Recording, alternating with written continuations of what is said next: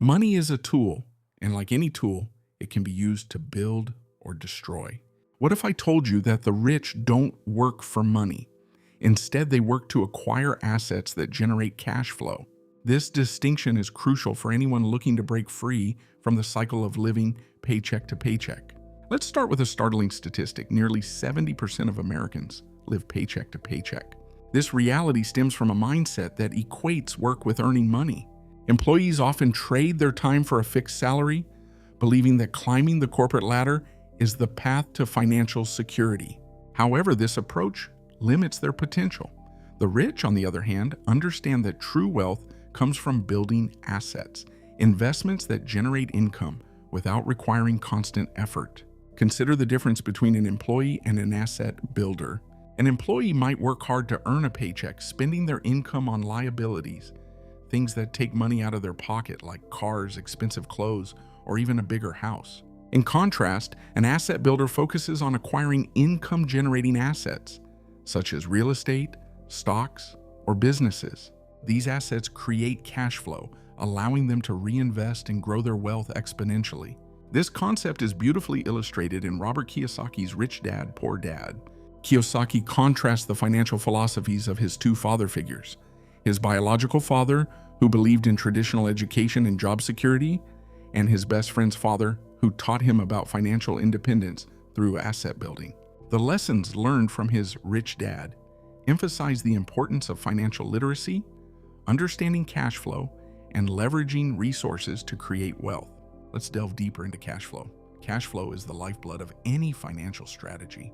It's not just about how much money you make, it's about how much money you keep and how effectively you can make it work for you. Employees often find themselves in a cycle of earning and spending with little left over to invest. In contrast, asset builders prioritize cash flow by investing in assets that produce income. This creates a positive feedback loop. The more cash flow you generate, the more you can invest, and the more wealth you can build.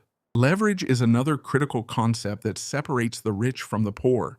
Leverage allows you to use borrowed capital to increase the potential return on investment.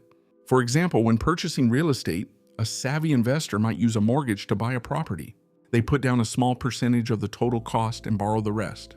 If the property appreciates in value, the investor benefits from the entire increase, not just the amount they initially invested. This is a powerful tool that employees rarely utilize, as they often shy away from debt, viewing it as a burden rather than a means to wealth. As we approach the climax of this discussion, it's essential to recognize that the mindset shift from being an employee to becoming an asset builder is not just about financial strategies. It's about changing how you view money itself.